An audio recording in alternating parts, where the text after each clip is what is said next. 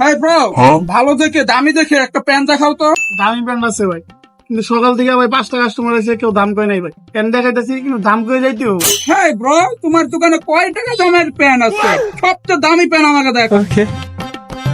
হ্যাঁ ব্রো, এটার দাম কত? এটার দাম 4500 টাকা দিবেন ভাই। 4500 টাকা?